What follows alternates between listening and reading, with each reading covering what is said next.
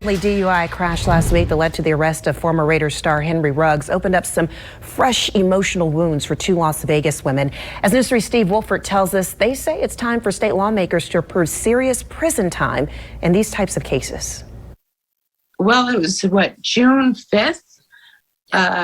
My brother was coming home from work. He was on a moped. Joan Anderson Shelley recalling the night 5 months ago when she says her brother Jay was struck and killed by a drunk driver going 140 miles an hour in a Lamborghini, only to see a similar crash play out again involving Raiders star Henry Ruggs, claiming the life of 23-year-old Tina Tintor. And again, we want to relay our condolences to Tina and her family. Tony Alderman, Joan's sister, says these kinds of tragedies are preventable if people would just think first about the consequences for themselves and other families. These people that do this reckless, and it's deliberate.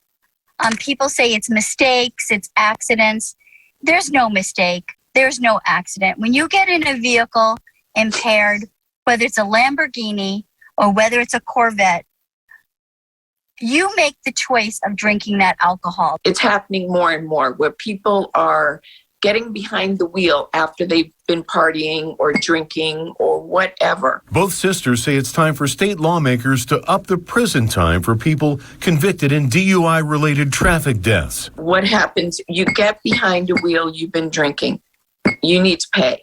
And it needs to be, the penalties need to be a lot more enforced and strict, in my opinion. There is the next legislative session. District Attorney Steve Wolfson agrees. A person makes a choice minutes or hours before the collision to consume alcohol and then drive recklessly.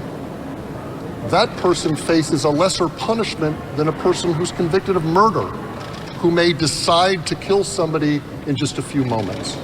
So in my opinion, we need to look at increasing the punishment for felony DUI cases. The DA says he's tried in the past to file murder charges in a similar case, but the Nevada Supreme Court ultimately ruled it was inappropriate. Steve Wolfson says that's a decision he accepts. Suspect Jesus Arube refused to show up in court today. He's facing a slew of charges, including open murder and attempted murder. For neighbors off Aurora Glow in El Dorado. Horrified.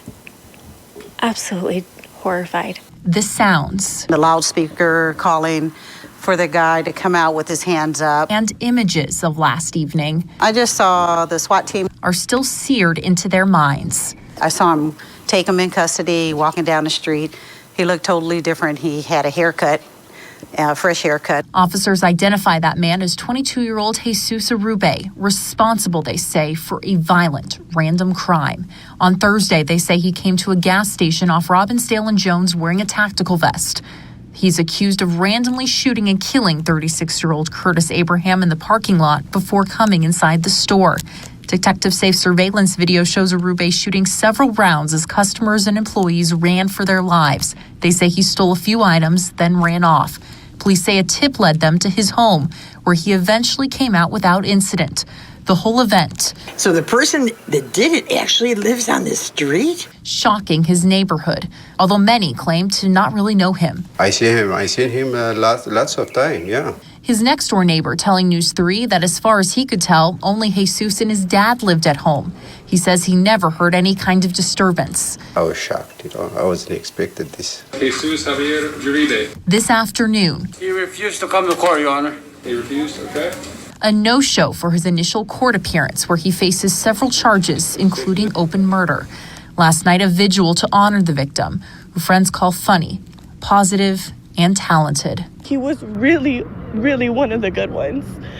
Like, no matter how he felt about anybody, like negative, he always pushed them to do good. And Arube's next court appearance is scheduled for November 9th. Local, state, and federal law enforcement agencies across Nevada and the U.S. are now stepping up their efforts to stop hate crimes, and that includes a high-profile campaign launched by the Federal Bureau of Investigation. New at 6, our Steve Wolfert has a closer look. According to stats compiled by the FBI, hate crimes rose to their highest level in 12 years during the 2020 COVID lockdowns. Now the Bureau has launched a major public awareness campaign to push back. The FBI is engaged in a nationwide effort to build public awareness of hate crimes. This public service announcement is part of a nationwide, high-priority multimedia blitz that includes billboards in the resort corridor with a message to raise awareness about hate crimes. Hate crimes are not only an attack on the victim, they are meant to threaten and intimidate an entire community. It's not okay to target somebody because they belong to a specific group. Aaron Rouse, special agent in charge of the Las Vegas FBI office, says it's important for people to know what a hate crime is. If somebody's being targeted and that crime was done because that person belongs to that group, that community, that's a hate crime. And the FBI is going to be there for you. And build relationships in those communities so the FBI can work with local and state law enforcement to target hate crimes. We saw an uptick in anti-Asian crime this last summer, and we responded quickly. We recently responded quickly to threats against the LGBTQ community. And the FBI says a key element of the media campaign is to encourage people to step forward. If you believe you are a victim or a witness of a hate crime, we encourage you to report it to the FBI by calling 1-800-CALL-FBI or submit a tip at tips.fbi.gov. Overcoming that reluctance has been a key to our victory, and we're going to continue to press that message forward. We're going to continue to engage on a regular basis with all members of the various communities represented here in Las Vegas and throughout Nevada. The FBI also wants you to know that if you do submit a tip about a hate crime, you can remain anonymous. Hi everybody, I'm Reed Cowan from News 3 Las Vegas. We want to thank you for checking out our YouTube channel. Remember, you can always see more of our videos by clicking on the video links. And also don't forget to click that subscribe button so that you don't miss out on any of our YouTube updates. Thanks for watching.